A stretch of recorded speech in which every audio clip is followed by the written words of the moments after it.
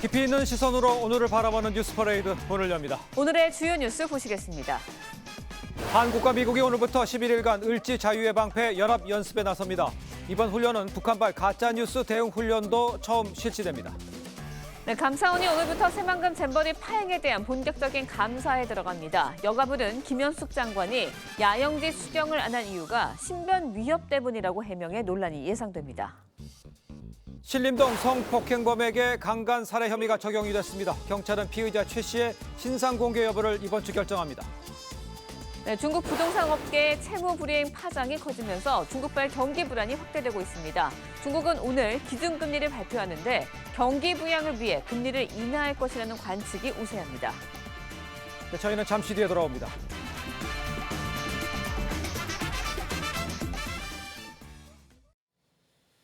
시청자 여러분 안녕하십니까? 뉴스 퍼레이드 시작합니다. 한국과 미국이 오늘부터 11일간 을지 자유의 방패 연합 연습에 돌입합니다. 이번 훈련에는 특히 북한발 가짜뉴스 대응 훈련이 처음으로 반영이 됐습니다. 한편 한수원을 해킹한 전원에서 전원 도면을 일부 탈취했던 북한 해킹 그룹 김숙희가 해킹 시도를 한 정황이 드러났습니다. 첫 소식 김하림 기자입니다. 지난해 우크라이나 젤렌스키 대통령은 자신이 투항했다는 가짜뉴스가 돌자 키이우를 떠나지 않겠다는 인증 영상을 올렸습니다. Зараз в мережі дуже багато з'явилось фейкової інформації, що, немов я закликаю складати зброю нашу армію і йде евакуації. Значить так, я тут. 오늘부터 시작되는 하반기 연합연습 을지자유의 방패 훈련은 이 같은 심리전에 대비해 북한발 가짜뉴스 대응 훈련을 처음으로 실시할 예정입니다. 북한이 딥페이크 기술로 교란을 시도하거나 SNS 인지전을 펼칠 경우에 대비한 것으로 전해졌습니다. 이런 가운데 북한 해킹 그룹 김숙희가 지난 2월부터 사이버 공격을 해온 것으로 드러났습니다. 전투 모의실에 파견된 워게임 운영업체 직원들에게 연말정산으로 위장한 악성 메일을 보내 군사정보 탈취를 시도했습니다. 해킹 메일에는 북한식 단어 표현도 발견됐고 해킹 시도에 쓰인 IP 대역과 전송 방식은 2014년 한수원 해킹 방식과 같은 것으로 드러났습니다. 한편 2019년 이후 축소된 야외 기동 훈련은 30여 건으로 확대됩니다. 북한 전술핵 대비 훈련은 핵 투발이 임박한 상황까지 가정해 실시될 것으로 전해졌습니다. TV조선 김하림입니다. 북한 김정은이 해군 전대를 지찰하고 순항미사일 발사 훈련을 참관했다고 북한 매체가 보도했습니다. 조선중앙통신은 김 위원장이 유사시 적들의 전쟁 의지를 파탄시키고 최고사령관의 전략 전술 기도를 관찰하라고 했다고 전했습니다. 북한 김정은의 행보는 오늘부터 시작한 한미 연합 연습 을지 자유의 방패를 겨냥한 행보로 해석됩니다. 감사원이 오늘부터 새만금 잼버리 파행에 대한 본격적인 감사에 착수합니다. 잼버리 주무부처인 여성가족부 김현숙 장관은 야영지에서 수경을 안 한 것에 대해 신변 위협 때문이라고 해 논란이 예상됩니다. 조윤정 기자의 보도입니다. 새만금 잼버리 파행 감사에 착수한 감사원이 부지 선정과 예산 집행, 공무원 해외 연수 등을 오늘부터 집중 감사할 예정입니다. 잼버리 조직위원회에 참여한 전북도와 여성가족부, 행정안전부, 문화체육관광부 등이 집중 감사 대상이 될 전망입니다. 정부는 이번 행사가 남겨준 우리들의 과제에 대해 한치의 소홀함도 없이 철저히 분석하고 성찰하는 시간을. 이런 가운데 김현숙 여성가족부 장관이 한덕수 국무총리의 현장 상주 지시를 따르지 않았다는 논란도 커지고 있습니다. 한 총리가 잼버리 대회가 끝날 때까지 현장을 지키며 참가자의 안전을 확보하라고 지시했는데 김 장관이 야영장에서 수경하지 않은 사실이 드러난 겁니다. 여성가족부는 SNS상에 김 장관에 대한 신변 위협 게시물이 올라왔고 전북경찰청에서 신변 보호를 하며 수사 중이었다고 해명했습니다. 김 장관이 묵은 곳은 야영지로부터 16km 떨어진 국립공원 숙소로 샤워실과 화장실, 에어컨 등을 갖춘 것으로 알려집니다. TV조선 조윤정입니다. 민주당 친명계 원외 인사 500여 명이 이른바 김은경 혁신안 수용을 촉구하고 나섰습니다. 당내에서는 이재명 대표의 구속 상황을 감안한 이른바 플랜 B를 두고 비명계와 친명계 간의 갈등 양상도 커지고 있습니다. 이광희 기자의 보도입니다. 혁신안을 이행하라! 혁신한 관철을 위해 친이재명 성향의 원외 인사 500여 명이 국회에 집결했습니다. 전당대회에서 대의원 투표를 배제하는 걸 핵심으로 하는 혁신안을 받아들여야 한다는 겁니다. 친명계 당지부도 행사에 참석해 대의원제 폐지를 주장하며 혁신안 수용을 요구했습니다. 최근 의원총회에서 강성 당원이 많은 친명계에 유리하다는 이유로 의원 다수가 부정적 입장을 보였는데도 친명계 최고위원까지 당원 설득에 나선 겁니다. 혁신을 반대하는 자 죽을 것이다.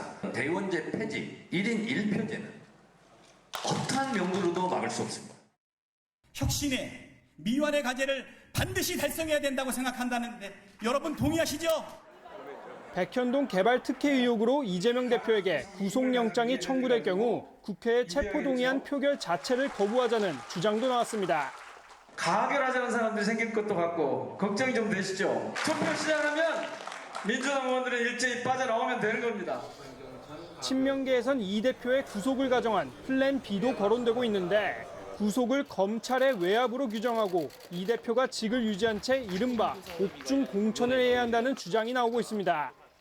이에 대해 비명계 한 중진 의원은 이 대표가 구속될 경우 대표직에서 물러나고 비대위로 전환하는 게 현실적이라며 친명계가 당내 분란을 자초하고 있다고 비판했습니다.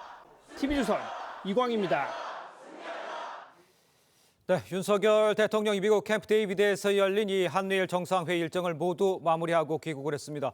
두 분과 함께 정치권 소식 좀 짚어보도록 하겠습니다. 윤희석 국민의힘 대변인, 정기남 전 민주당 선대위 대변인 모셨습니다. 안녕하십니까? 반갑습니다.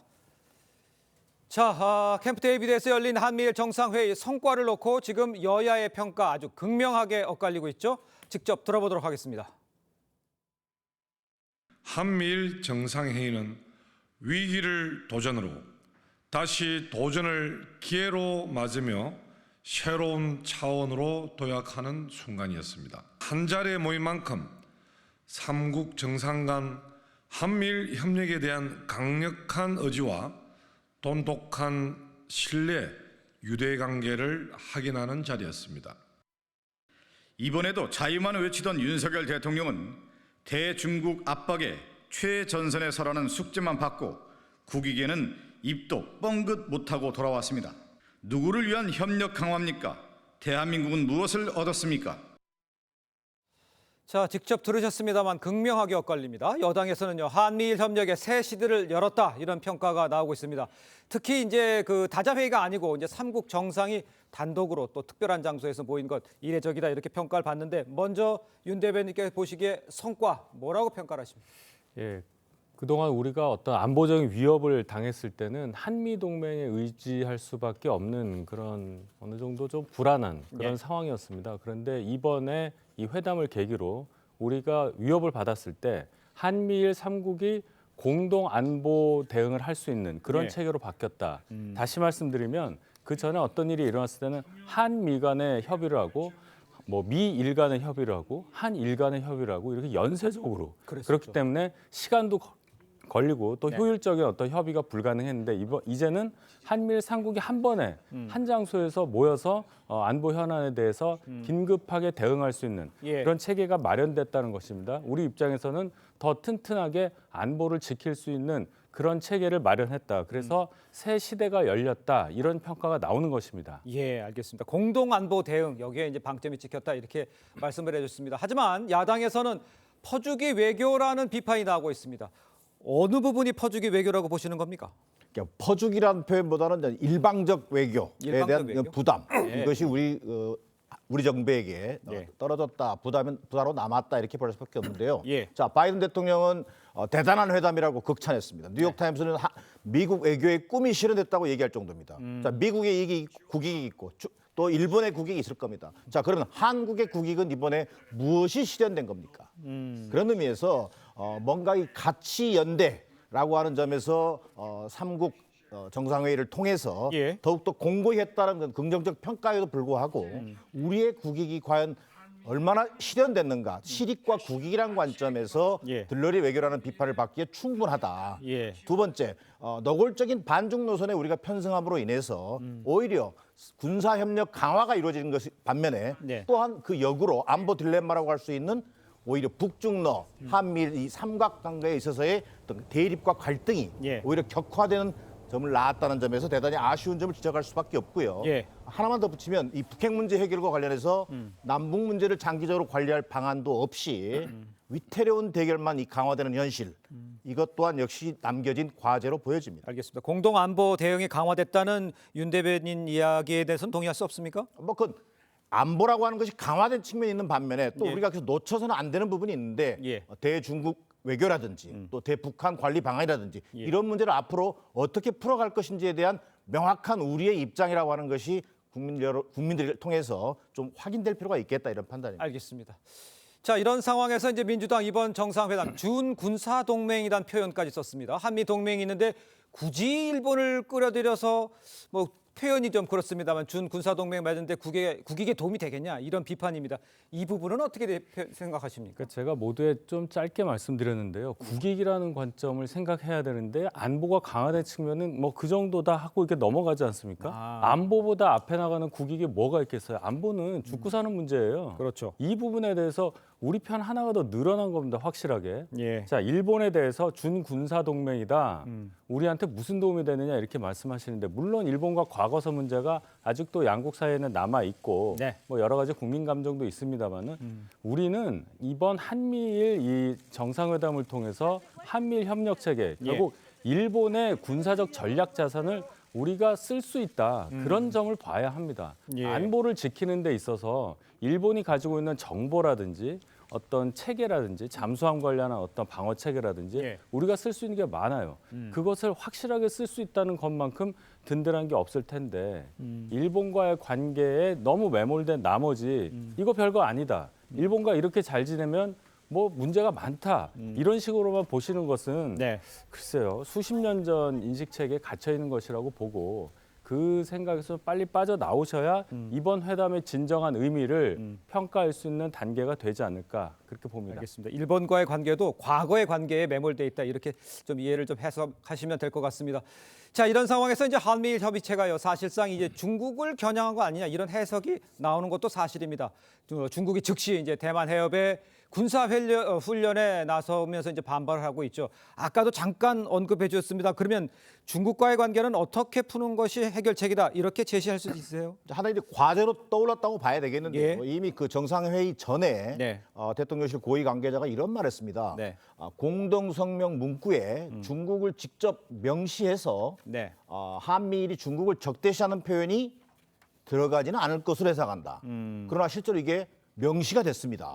자, 물론 우리 대통령실 관계자의 그 표현은 이런 것들이 감안되지 않았겠습니까? 뭔가 한중 관계를 고려하는 우리의 어떤 입장이라는 게 있었기 때문에 아마 그런 고민이 있었을 걸로 보여집니다. 자, 한미일이 가치를 중심으로 공동 어떤 태세를 강화하는 상황에서 이 중국이 추구하는 어떤 핵심 이익, 이런 것도 있지 않겠습니까? 그러면 결국은 우리와 중국과의 관계에 있어서 핵심이 무엇이고 이 갈등 구도를 어떻게 앞으로 이것을 해소시킬 것인가 하나의 과제로 떨어지는 것인데, 특히 중국 같은 경우는 북핵 문제에 있어서 영향력이 지대한 상황입니다.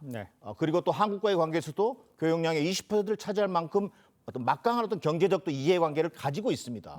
자, 한미일 3국 공동협력이라고 하는 군사 안보 차원에서의 협력이라는 것도 필요하겠습니다만 중국과의 어떤 양자 채널을 통해서 뭔가 좀 오해를 방지하고 또 외교적 균형 감각을 가져가려고 하는 그런 노력이 절대적으로 지금 요구되는 상황으로 보여집니다. 알겠습니다. 대중관계에 대해서 이런 지적에 대해서는 어떻게 평가를 하십니까? 그동안 그 중국한테 우리가 홀대를 당한 것을 잊어서는 안 됩니다. 그래서 공동 안보 체계에 우리가 속한다는 게 중요한 의미가 있어요. 유럽의 경우에도 뭐 발트 3국 같은 작은 나라가 러시아의 위협에 대해서 대응할 수 있는 것은 나토라는 든든한 그런 안보 체계에 속해 있기 때문입니다.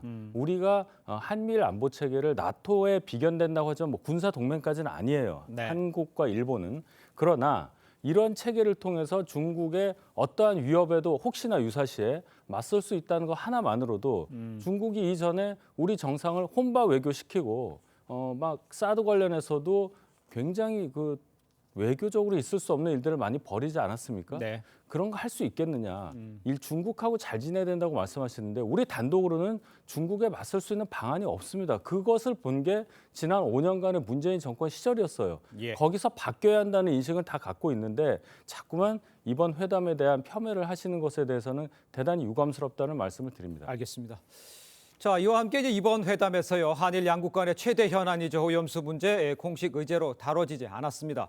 이 부분도 지금 야당이 문제 삼고 있는 상황인데 이 문제에 대해서는 어떻게 대변인께서 보십니까? 어떤 부분에? 오염수왕이 그 회담에서 대화가 이루어지지 않은. 오염수 부분이 이번 1박 4일 굉장히 짧은 회담 6시간 정도 캠프 데이비드에서 머무는 그 기간이었기 때문에 예. 또 한일 간만 얘기하는 게 아니니까 그 관련해서 아마 언급하기가 좀 어려울 것으로 보였고 예. 대신 윤 대통령이 기자회견에서 이 얘기를 하셨습니다. 네. 투명하게 관리돼야 한다는 데는 이견이 없다. 네, 이런 네. 의지를 말씀하셨기 때문에 예. 일본에서 이제 곧 이 방류 시점 정하는 그 과정이 있을 텐데 예. 이 과정에서 우리가 요구하는 뭐 한국 전문가가 거기에 상주한다든지 예. 정보를 실시간으로 공유한다든지 하는 그 부분에 대해서 확실한 어떤 방책이 있으리라 이렇게 생각합니다. 알겠습니다. 자, 한미가 오늘부터요, 을지 자유의 방패 연합 연습에 돌입을 했죠. 앞서 이제 국정원이 정상회의 기간 중에 북한의 도발 가능성을 언급하기도 했었는데 일단 회기 중에는 움직임이 없었습니다. 그런데 이제 연합훈련을 빌미로 도발에 나설 가능성 어떻게 보시는지 좀 말씀해 주시는데 오늘에 이제 김정은도 해군 전단을 방문했지 않습니까? 뭐 더 다른 뭐 이런 도발이 있을지 북한 관계에서는 우리가 어떻게 대응해야 될까요? 그러니까 우선 당장 실제로 한미일 3국 정상회의가 열리는 동안에는 직접적인 도발은 없었습니다. 그렇죠. 그러나 이번에 열리게 되는 이제 을지 연합훈련 예. 이 기간 동안에는 한미 연합훈련을 빌미로 북한의 군사적 도발은 어느 정도 예상해 볼 수 있습니다. 그것은 남한을 상대로 한 어떤 기습 도발이라기보다는 예. 대륙간 탄도 미사일이나 또는 ICBM을 발사한다든지 하는 것을 통해서 이번 한미일 군사협력 체계 강화에 대한 예. 북한의 입장을 간접적으로 항의하는 뜻에서 어떤 그런 군사적 행동이 있을 것을 대비하고 예. 우리 어떤 군의 안보태서도 철저하게 이것을 대비하는 것이 필요한 상황으로 보여집니다. 윤 대변인께서도 보시기에도 도발을 할 가능성은 충분히 있다 이렇게 평가하십니까? 북한 입장에서 뭔가를 또 보여줘야 되지 않겠습니까? 지금 상황이? 늘 그래왔기 때문에 도발 가능성이 있고 한 가지 우려되는 게 예. ICBM을 예를 들어 발사할 경우에 정상 각도로 발사할 수 있는 가능성. 그래서 미국을 직접 위협할 수 있다는 그런 가능성이 제기되는 점에 대해서는 예. 상당히 우려스럽게 봅니다. 알겠습니다. 자, 계속해서 다음 주제로 좀 넘어가 보도록 하겠습니다.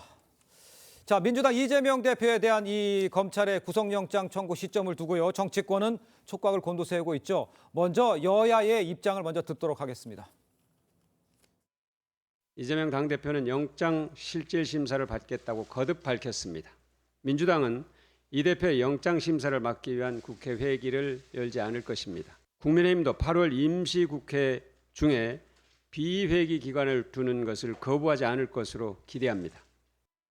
구속영장 발부 시기까지 지정하며 비회기 때 청구하라 압박하는 이 대표의 모습에는 무소불위 권력에 젖은 위정자의 모습을 볼 수 있습니다.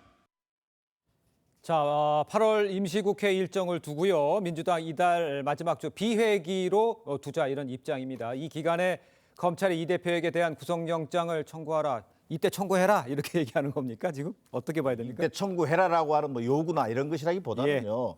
이미 이재명 대표는 재발로 출석해서 심사를 받겠다라고 하는 입장을 밝힌 바 있습니다. 예. 그리고 체포동의안 문제와 관련해서도 불체포특권 포기에 대해서 분명한 언급을 한 바가 있습니다. 네. 자, 그럼에도 불구하고 지금 이재명 제1야당 대표에 대한 수사가 2년여 가까이 진행되고 있습니다. 예. 뭐 정치의 수사와 수사의 정치화란 말까지 나오는 상황입니다. 예. 그리고 검찰의 어떤 정치적 수사에 대한 중립성 문제라든가 예. 편중성 문제까지 제기되는 상황입니다. 자, 그렇다면 하루라도 빨리 검찰은 어떤 객관적 어떤 증거와 법리 입각에서 영장을 청구하고 네. 또 사법 절차도 신속하게 진행되는 것이 필요한 상황입니다. 예. 그런 맥락에서 지난주 이재명 대표는 검찰 수석을 통해서 소환 조사를 받은 바 있습니다. 자, 8월 말에 임시국회가 소집되어 있는데 회기 중에 얼마든지 영장이 청구된다면 회기 중 회기 일정을 조율해서라도 얼마든지 출석해서 영장 심사를 받겠다라고 하는 의지의 표현입니다. 네. 자, 과거에 여당입니다만 권성동 의원 같은 경우도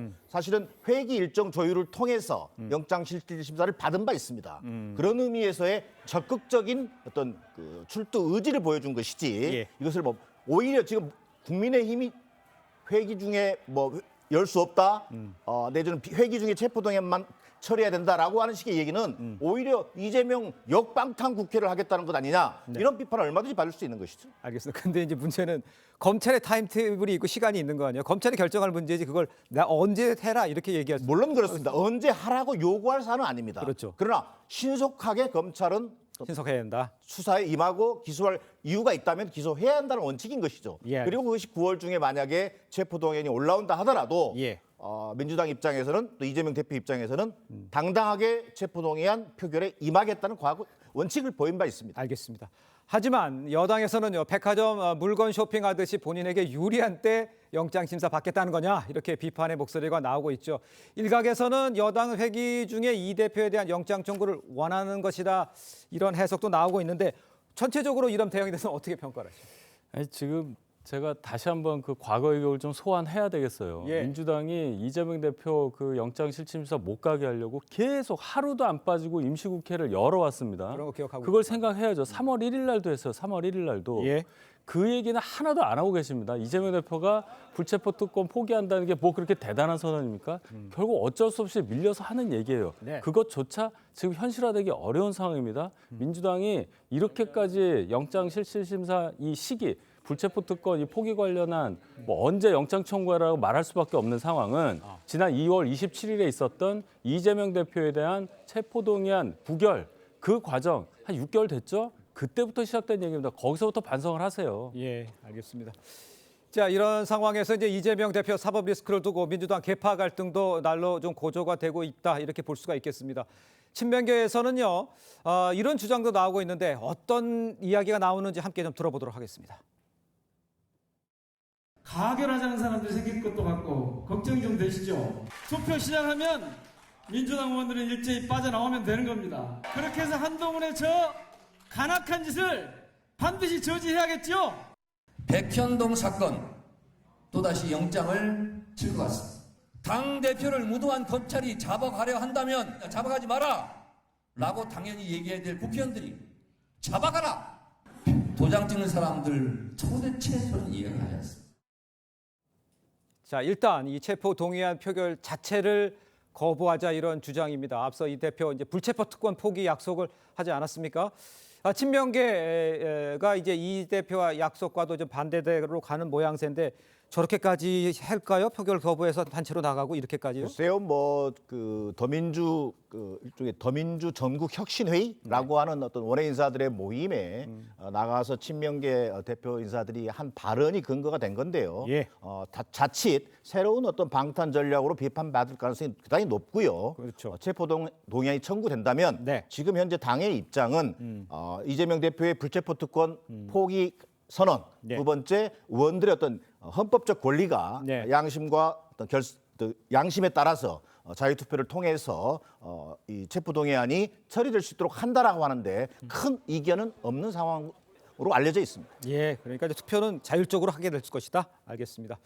자, 이런 상황에서 이제 친명계에서는 이 대표의 구속을 이 가정을 해서 플랜 B도 지금 거론이 되고 있는 것으로 좀 알려지고 있습니다. 이 대표가 직을 유지한 채 이른바 이 옥중 공천을 해야 한다, 이런 주장도 나오고 있어요. 밖에서 봤을 때 현실적으로 안에서 어떻게 진행이 될 것 같은 저런 플랜 B가 가동이 될지 어떻게 평가를 하십니까? 저는 불가능하다고 봅니다. 그렇습니까? 지금 이재명 대표가 옥중 공천 불사 이런 얘기까지 하는 이유는 네. 현실적으로 12월 28일까지는 당대표 임기를 유지해야 되는 필요성 때문이라고 저는 판단을 해요. 왜 12월 28일이냐? 그때 그 이전에 당대표직을 내려놓으면 민주당은 전당대회를 해야 돼요. 그렇죠. 예, 8개월 남은 시점까지는 유지를 해야 되기 때문에 그래서 아마 저런 얘기를 하는 것 같고 예. 적절한 시점 12월 28일 이후에 당대표직을 사퇴를 하고 비대위 체제로 가는 게 아니냐. 그게 4월 총선에 대비한 어떤 타임 플랜에 맞는 얘기지 네. 어떻게 지금 무슨 군사 독재 시절도 아닌데 옥중에서 공천을 하겠습니까? 그거는 민주당 지지자들도 전혀 바라지 않는 바라고 저는 봅니다. 알겠습니다. 자, 지금 뭐 만약에 가정을 재속하고 있습니다만 만약에 상황이지만요. 비명계에서 만약에 이 대표 구속 시 비대위 체제 전환이 불가피하다, 이런 목소리 나오고 있죠. 포스트 이재명 체제를 이끌 인물, 그럼 누구냐? 이런 것도 최근 본격 행보를 보이고 있는 이낙연 전 대표도 있고요. 또 김부겸 전 총리도 있습니다. 물론 가정이긴 합니다만 어떤 이런 상황에서 뭐 영향력을 행사할 수 있는 사람들이 튀어나올 수 있을까요? 글쎄요, 뭐 지금 포스트 이재명을 얘기하는 건 좀 약간은 앞서간 얘기긴 합니다. 예. 체포동의안이 가결되고 예. 또 구속영장이 청구돼서 어떻게 될지도 모르고요. 어떻게 될지 예. 모르는 상황. 예. 뭐 또 실제로 이제 구속이 된다면을 네. 전제로 비대위라든가 이런 포스트 이재명 체제가 거론되는 상황인데요. 예. 저는 아마 이재명 대표가 만약 그런 구속되는 상황, 그래서 제1야당 대표로서 제대로 역할하기 어려운 상황에 직면한다면 네. 저는 불가피하게 원내대표를 중심으로 한 원포인트 비대위가 불가피한 상황이 되는 거죠.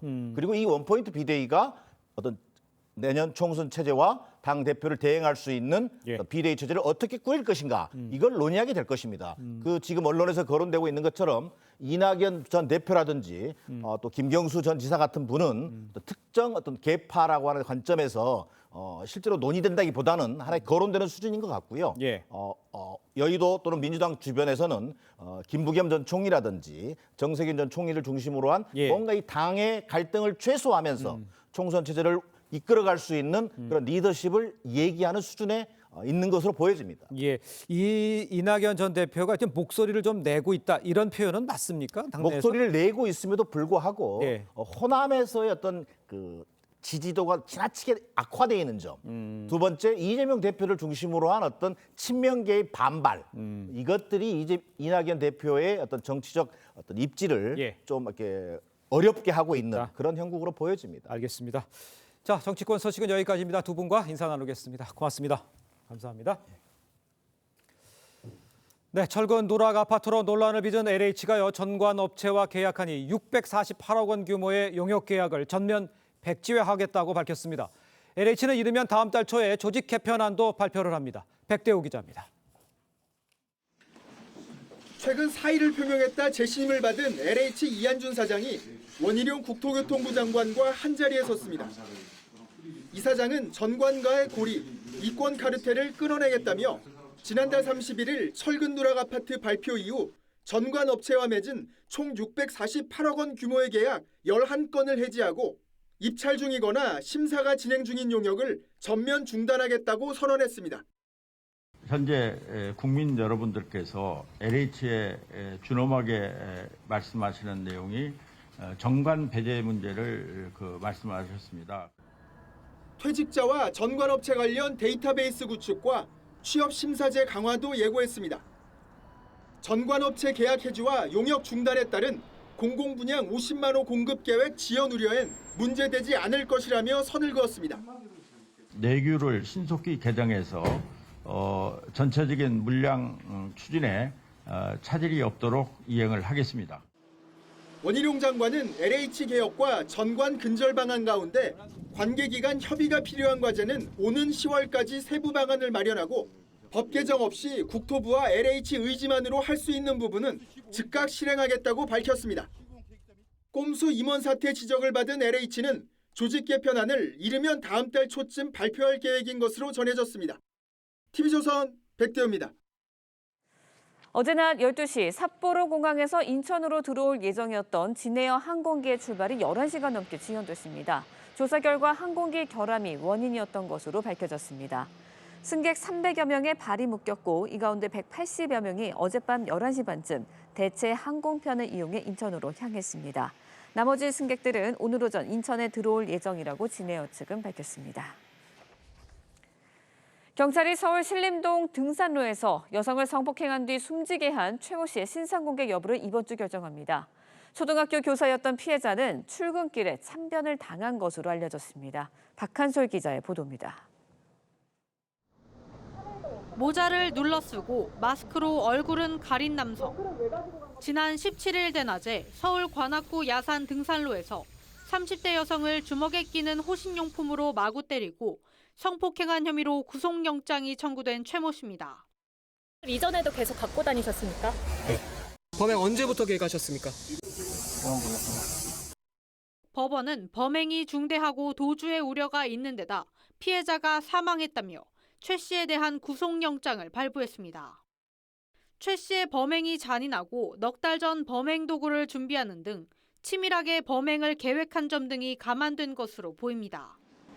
피해 여성은 영장이 발부되기 전인 낮 3시 40분쯤 병원에서 치료를 받다 숨졌습니다.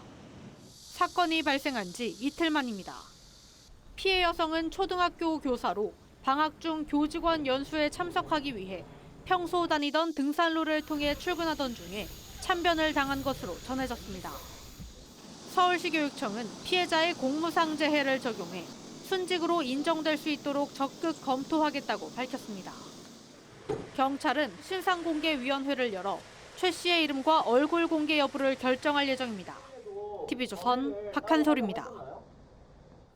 네, 앞서 전해드린 대로 경찰 이번 주 중에 신림동 성폭행범 최모 씨에 대한 신상공개 여부 결정을 할 예정입니다. 네, 관련 내용 정혁진 변호사, 장윤미 변호사와 함께 자세히 짚어보도록 하겠습니다. 안녕하십니까? 네, 안녕하세요.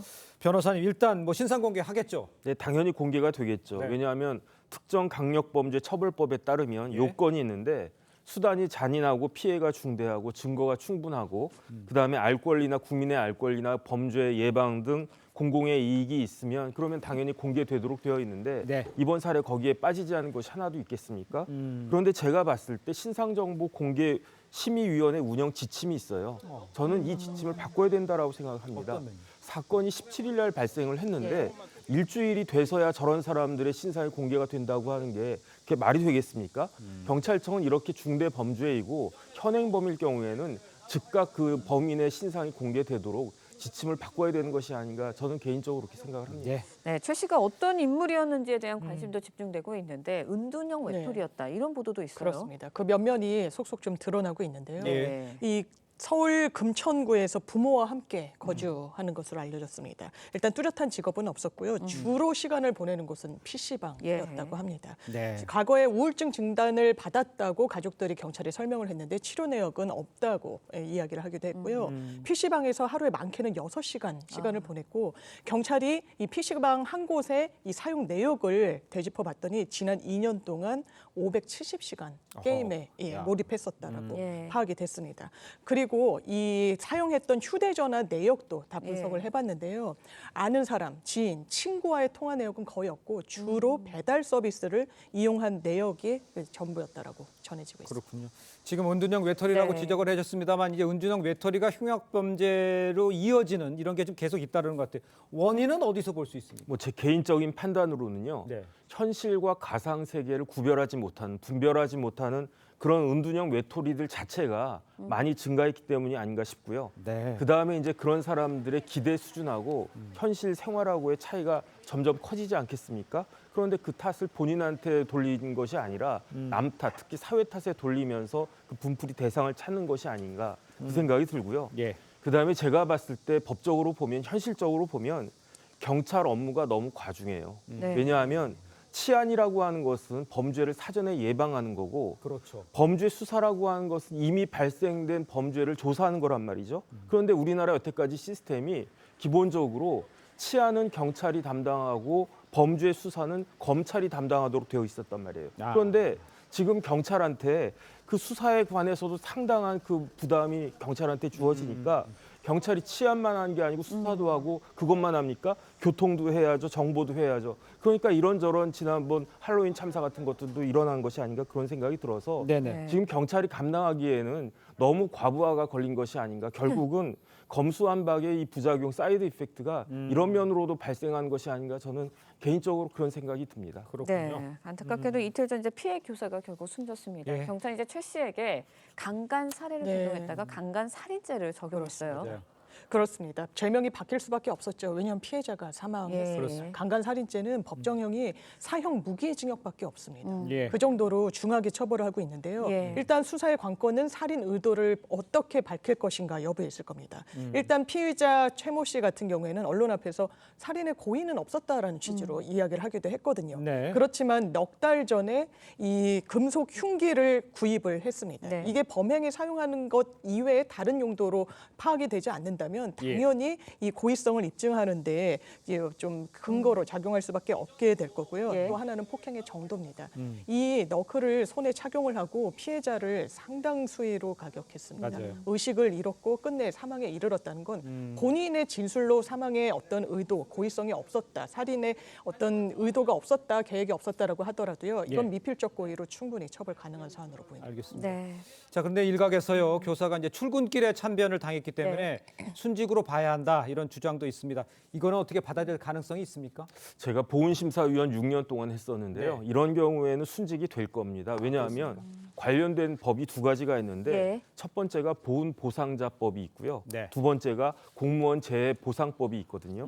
그런데 여기에 재해사망 공무원이나 이제 순직 공무원의 요건이 직무 수행 중 사망한 공무원인데 이 직무 수행의 범위에 순리적인 또는 통상적인 경로와 방법으로 출퇴근하던 중에 발생한 사고로 사망한 경우에는 인정이 되거든요. 그런데 처음에는 어떻게 사람들이 생각을 했냐면 이 공무원이 굉장히 알뜰한 분이고 그런 사람이어가지고 이렇게 피트니스 클럽 그 비용을 아끼느라고 산에서 운동하다가 변을 당했다 이렇게 생각을 했었단 말이에요. 그런데 알고 봤더니 초등학교 교사이고 더군다나 이제 일이 있어가지고 두신가 무슨 그 연수가 있어서 그 연수에 참여하기 위해서 가던 중에 이렇게 참변을 당했다라고 한 것이니까 여기에 대해서는 충분히 순직으로 인정이 돼도 너무너무 부족하고 너무너무 미안한 게 우리 사회가 아닌가 싶고 그래서 적어도 순직 공무원은 충분히 인정될 것으로 그렇게 판단이 됩니다. 알겠습니다. 자, 두 분과는 여기서 인사 나누겠습니다. 고맙습니다. 네, 감사합니다. 네, 중국 부동산 업계의 채무 불이행 파장이 커지면서 중국판 리먼 브라더스 사태가 벌어질지 않을지 지금 우려가 커지고 있는 상황입니다. 네, 중국은 오늘 기준금리를 발표하는데 경기 부양을 위해 금리를 인하할 것이라는 관측이 우세합니다. 정수향 기자의 보도입니다. 중국 10대 신탁회사인 중룽신탁의 베이징 본사 돈을 잃을 위기에 놓인 투자자들의 항의가 이어집니다.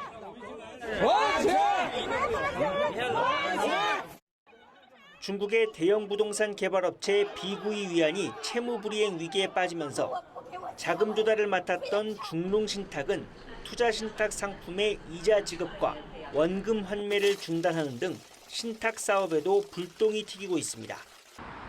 이런 가운데 시장의 눈은 오늘 중국 인민은행이 결정하는 사실상의 기준금리, 대출 우대 금리에 쏠리고 있습니다. 시장은 인민은행이 유동성 확대를 통해 금융시장의 위기를 진정시키기 위해 금리를 내릴 것으로 예측하고 있습니다. 하지만 중국의 상황은 쉽게 진정되기 어려워 보입니다.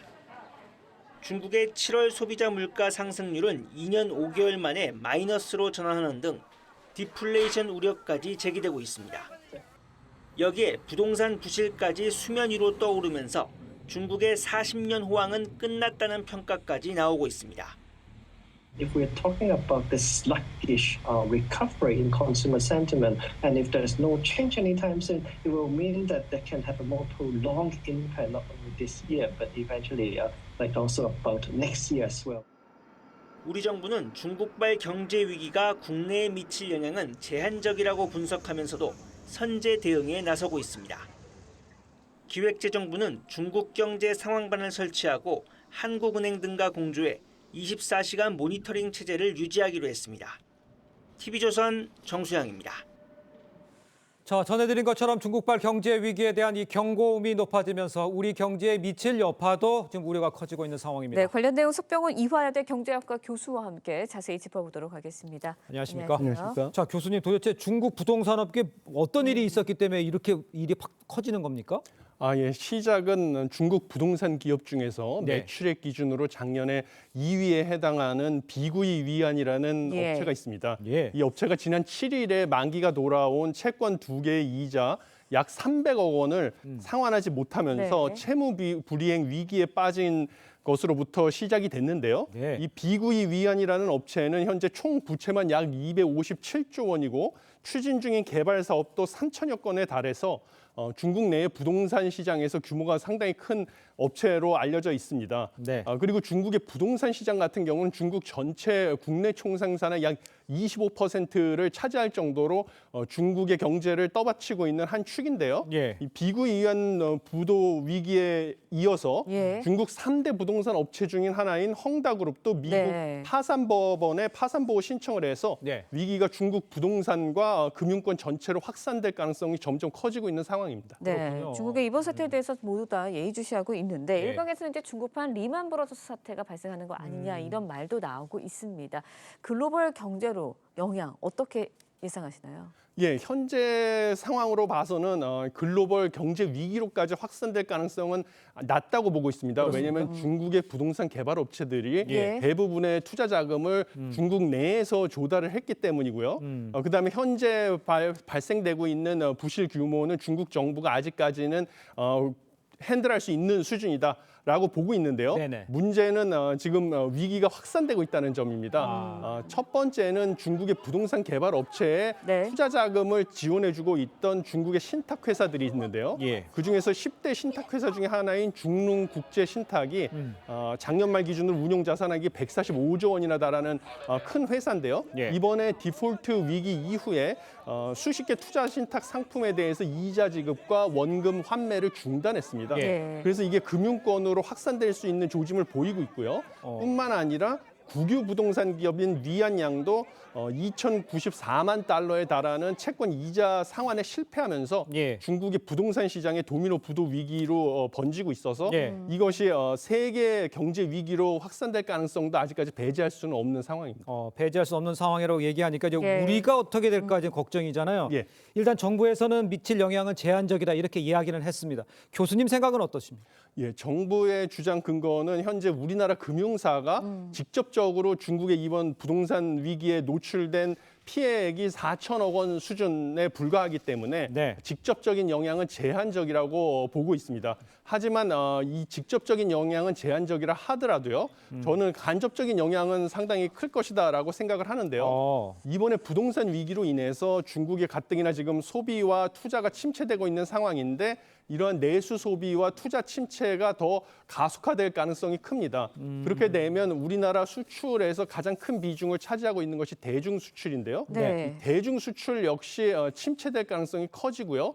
그리고 반도체 수출 중에서도 역시 큰 폭이 중국으로 수출을 하고 있는데 반도체 수출도 역시 침체에 빠질 가능성이 큽니다. 그러면 정부가 원래 상저하고라고 해서 하반기에 우리나라 경제 성장률이 반등을 할 것을 예상하는 것의 전제 조건이 대중 수출과 반도체 수출의 회복이었는데요.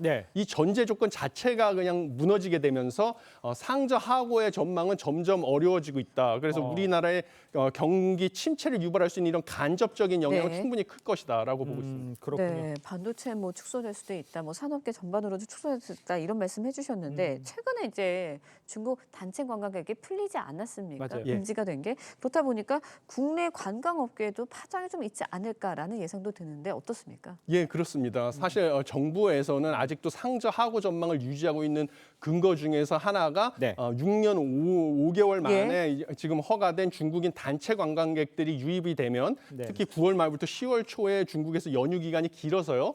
이때 국내 내수 소비도 올라갈 수가 있고요. 그다음에 여행 수지 적자 폭도 줄어들어서 이것을 바탕으로 상저하고 전망을 유지하겠다라는 근거 중에 이게 하나였습니다.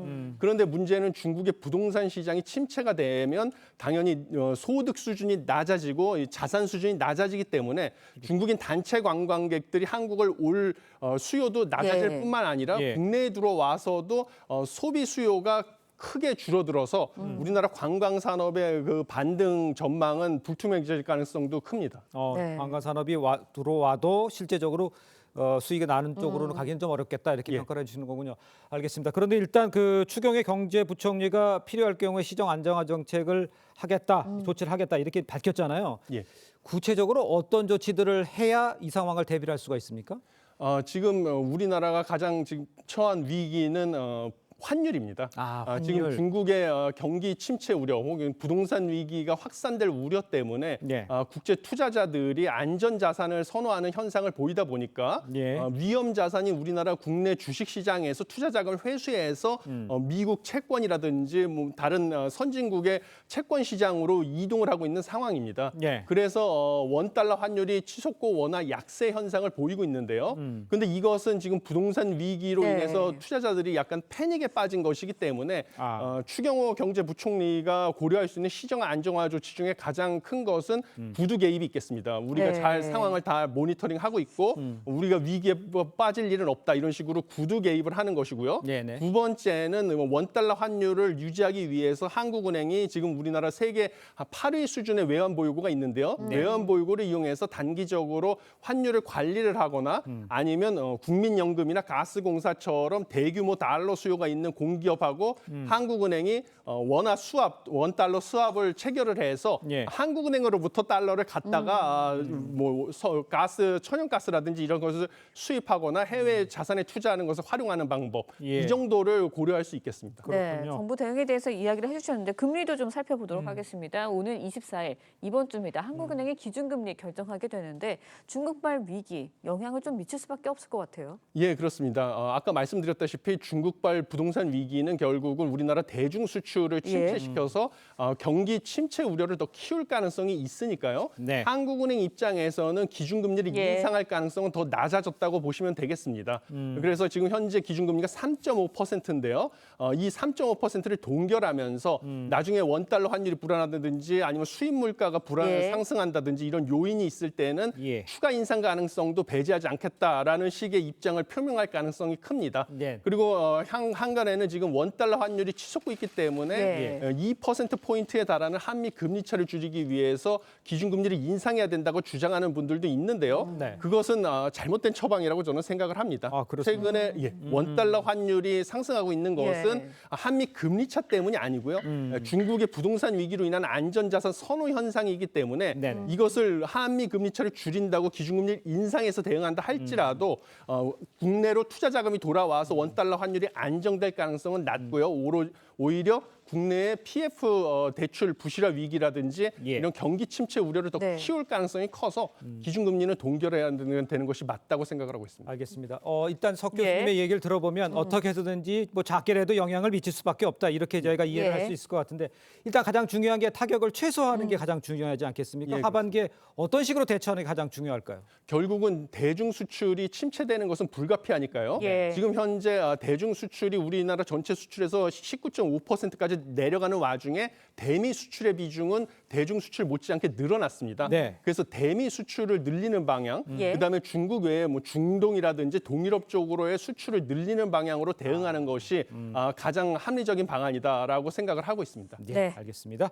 자, 오늘 말씀 여기까지 듣겠습니다. 고맙습니다. 고맙습니다.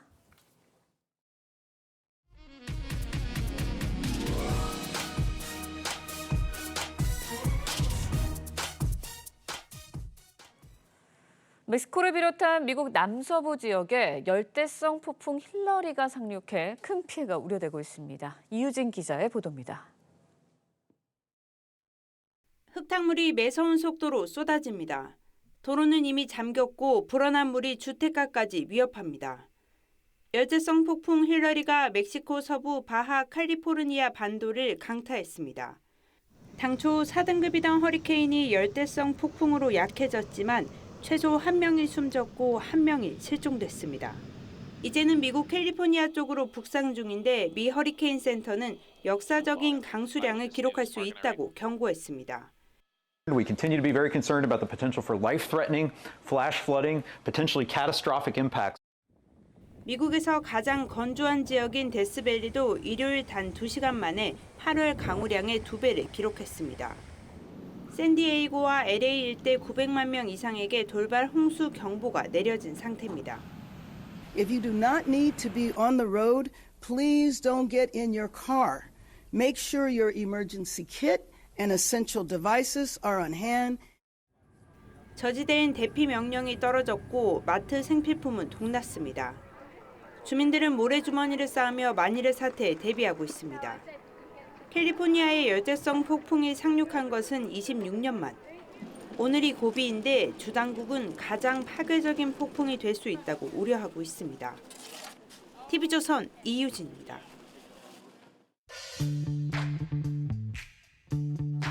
네, 렌즈에 담긴 그 순간 그 의미를 짚어보는 시간이죠. 사진 기자가 선택한 아침의 한 장입니다.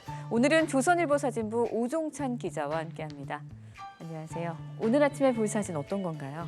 네, 남태평양의 섬나라 키리바시에서 온 원주민들이 카메라 앞에서 활짝 웃고 있는 장면입니다.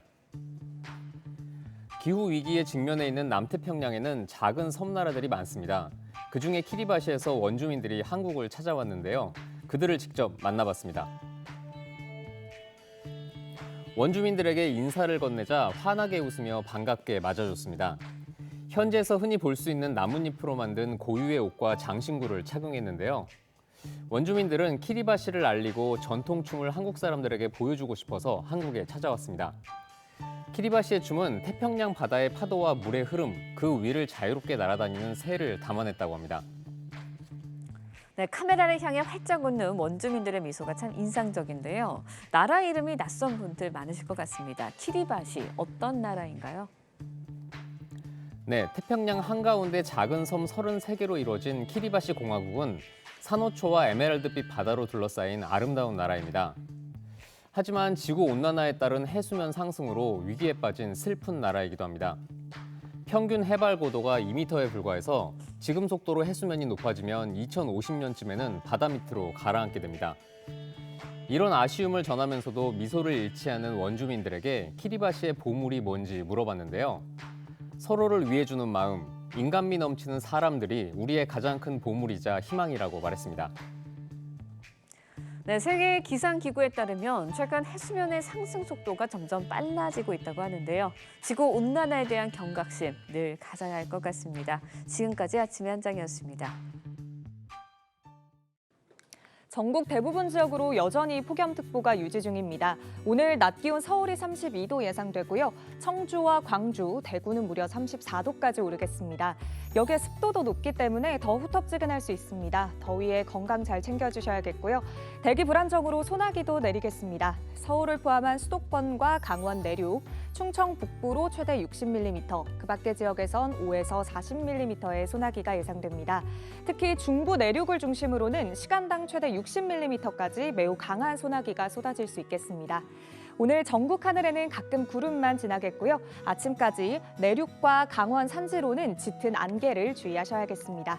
낮 최고 기온은 서울이 32도, 대전 33도, 전주는 34도로 무덥겠습니다. 내일 중부와 호남을 시작으로 모레는 전국에 비가 내릴 전망이고요. 금요일까지 이어지는 곳들이 있겠습니다. 날씨였습니다. 네, 이상으로 월요일 아침 뉴스 퍼레이드 마칩니다. 네, 저희는 내일 아침 7시 30분에 다시 찾아뵙겠습니다. 시청해주신 여러분 고맙습니다.